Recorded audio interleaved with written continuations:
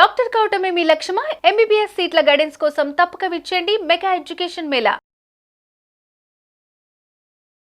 Sir ఇప్పుడు ఈ gut హెల్త్‌ని మనం సెట్ చేసుకోవాలి అంటే కేవలం ఫుడ్డేనా? లేకపోతే త్రూ మెడిసిన్స్ లేదు అంటే మన హాస్పిటల్స్ త్రూ అట్లా చేసుకోవచ్చునా? త్రూ గట్ హెల్త్ అనేది ఫస్ట్ స్టార్టింగ్ ఫ్రమ్ బర్త్ చెప్పా కదా నేను. అవును సార్, ఇందాక చెప్పారు. ఒకటి. రెండోది హెల్తీ హ్యాబిట్స్ చిల్డ్రన్‌లో. ఇప్పుడు ఈ ఫాస్ట్ ఫుడ్స్, ఈ చిప్స్ ఇవన్నీ చూస్తారు, అన్ని ఆపేయాలి చిల్డ్రన్‌లో. ఇన్ మై అదే. Opinion it's criminal.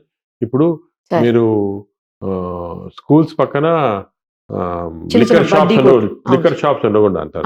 నా ప్రకారం స్కూల్స్ పక్కన అసలు ఈ ఫాస్ట్ ఫుడ్స్ కూడా ఉండకూడదు, తీసేయాలి. This criminal. ఈ ఫాస్ట్ ఫుడ్స్ అయితే చిల్డ్రన్ దగ్గర ఫ్యాటీ లివర్ డెవలప్ చేస్తారు. లివర్ లో ఫ్యాట్ వచ్చి ఫ్యాట్ వల్ల ప్రాబ్లమ్స్ వస్తుంది బికాస్ ఆఫ్ దిస్. సో అసలు government should even ban fast food places. ఈ all this chips, noodles, hamburgers, pizzas ఇవన్నీ కూడా స్కూల్స్ లో ఉండకూడదు. ఎందుకంటే again bacteria changing because children change అయిపోయి ఒబెసిటీ చూసారా, చిల్డ్రన్ ఎంతమందికి లావు కావటము, ఫ్యాటీ లివర్ ఇవన్నీ వస్తున్నాయి. సో అది సెకండ్. థర్డ్ మన అడల్ట్ అయిన తర్వాత మనకి కొన్ని హ్యాబిట్స్ రెగ్యులరైజ్ చేస్తారు. For example everyday physical activity అనేది, అది people are not realising important. Physical activity అనేది వెయిట్ తగ్గించుకోవటం కాదు, మజిల్స్ రావటం వల్ల కాదు. అవి రెండు secondary importance and physical activity వల్ల బ్యాక్టీరియా చేంజ్ అయిపోతున్నాయి. గట్లో బ్యాక్టీరియా చేంజ్ అయిపోయి they are causing creating problem. So physical activity కరెక్ట్గా ఉండాలి. సెకండ్ థింగ్ ఏమో డయట్లో అసలు మీరు చాలా ఉంటాయి, ఫ్యాట్స్ అని అంటాం కదా, ఇంటర్మీడియట్ ఇవన్నీ అవన్నీ ఏం లేదు. జనరల్గా high fibre, for example typical south Indian vegetarian food best. మనకి ట్రెడిషనల్గా తినే అది క్వాంటిటీస్ కొంచెం కంట్రోల్గా తినాలా, ఫైబర్ ఎక్కువ ఉండాలా. And again we should avoid sugar కానీ. ఇంకోటి రాంగ్, ఫ్రూట్ జ్యూస్ వల్ల బ్యాక్టీరియా చాలా దెబ్బతింటున్నాయి. సోడాస్ వల్ల బ్యాక్టీరియా దెబ్బతింటుంది. అంటే fruit juices they don't contain fibre. అందరూ ఆరెంజ్ జ్యూస్ తాగుతుంటారు. తప్పు. ఆరెంజ్ జ్యూస్ మార్నింగ్ తాగకూడదు, తప్పది. దే కంటైన్ మార్నింగ్ ఫ్రూట్ తినచ్చు. Fruits are good but not fruit juice. ఆ ఫ్రూట్ జ్యూస్ అనేది అమెరికాలో ఎప్పుడో 1950s ఎక్కువ ఆరెంజెస్ ప్రొడ్యూస్ చేశారు కంట్రీ. అవి వేస్ట్ అయిపోతున్నాయని చెప్పి ఒక ఇండస్ట్రీ స్టార్ట్ అయింది. అది అడ్వర్టైజ్మెంట్ స్టార్ట్ అయింది, ఫ్రూట్ జ్యూస్ తింటే మంచి హెల్త్. ఇప్పుడు అమెరికాలో చూస్తే ప్రతివాడు పొద్దున్న ఫ్రిడ్జ్ తీసి ఒక fruit juice, orange juice glass వేసుకొని తాగుతారు అనమాట, హెల్తీ అనుకోని. తప్పది, టోటలీ రాంగ్. జ్యూసెస్ లో only juice which is good is coconut water. Coconut water రోజుకు 2 గ్లాసులు తాగితే మన బ్యాక్టీరియా, మంచి బ్యాక్టీరియా వస్తాయి మనకి. Fresh coconut water, not bottled కాదు. మనకి ఫ్రెష్ కోకోనట్ వాటర్ ఇక్కడ మన దగ్గర బాగా, అంటే ఎస్పెషల్లీ సర్కార్ ఏరియాస్ బాగా ఎక్కువ, చాలా. అది ఫ్రెష్ కోకోనట్ వాటర్ మీరు ఒక గ్లాస్ 2 గ్లాసెస్ ఎవ్రీడే తింటే బ్యాక్టీరియా మంచిది. పిల్లలకి, అడల్ట్స్ అందరికీ న్యాచురల్ అది.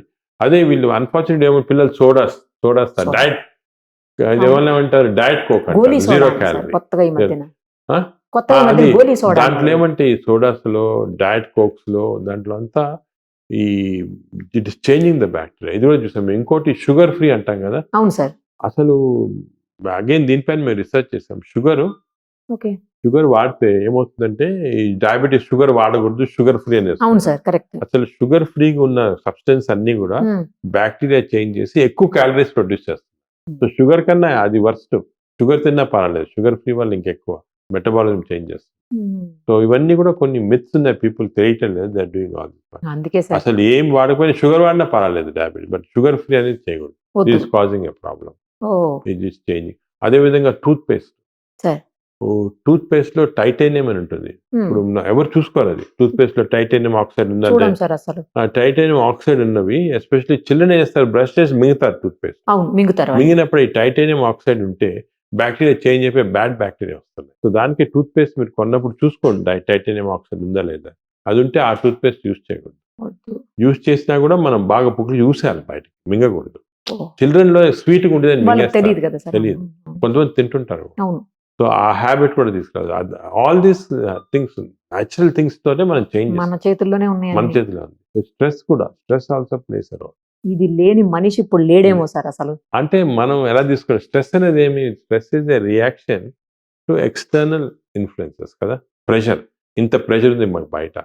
కానీ మంచి ఈక్వేషన్ ఉంది, నేను రీసెంట్ గానే మన సిస్టర్ శివాని అని, she told me this equation. మంచి stress nothing but external pressure divided by resilience. Resilience is mandan willpower.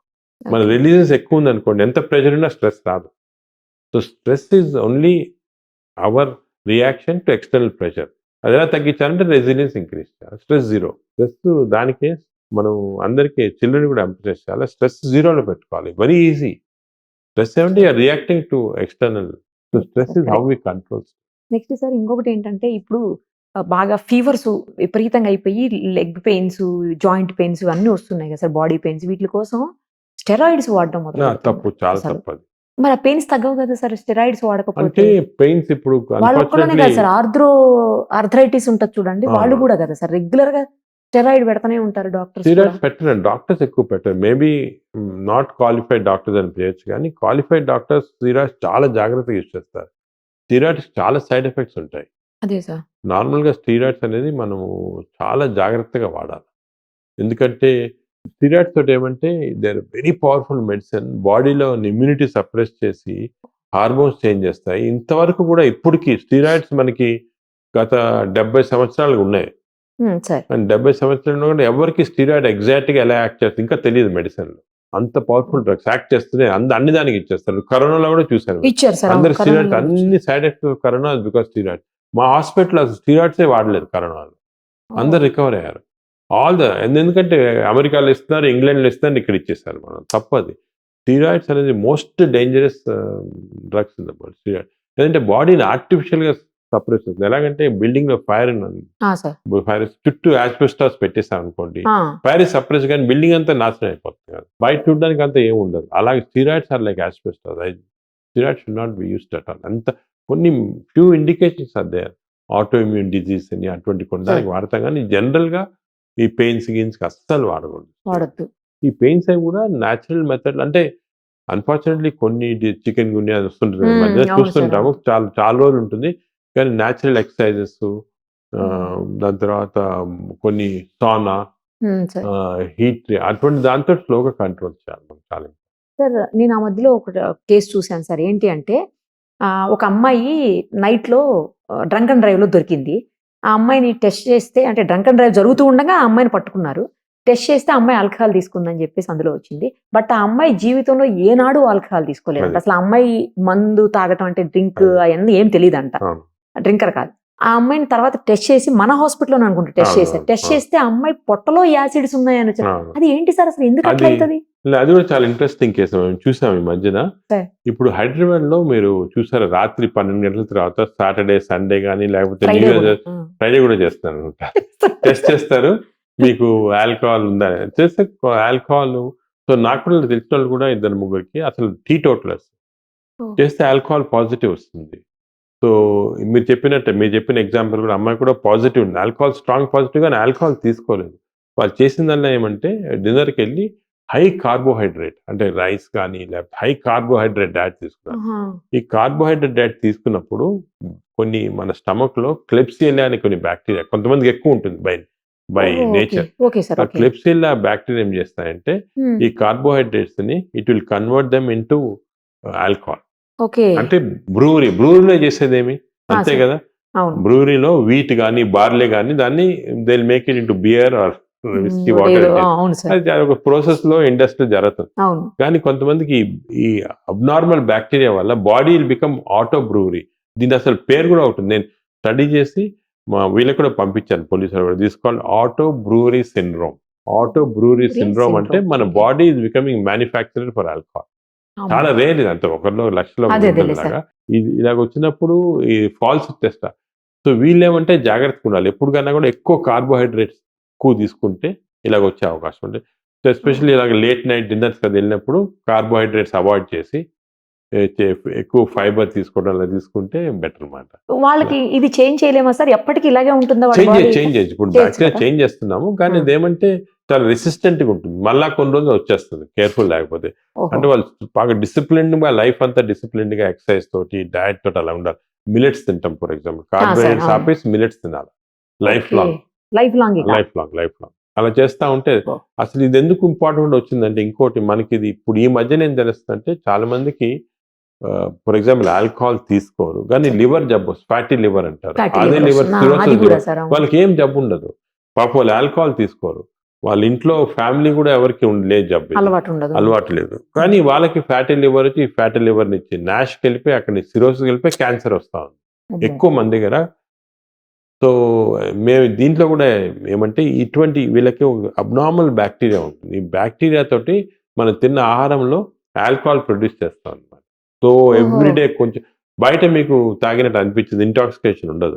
Sir. Small amount of alcohol వెళ్ళిపోయి లివర్ దగ్గరికి వెళ్ళిపోయి లివర్ని డిస్ట్రాయ్ చేస్తాం అనమాట.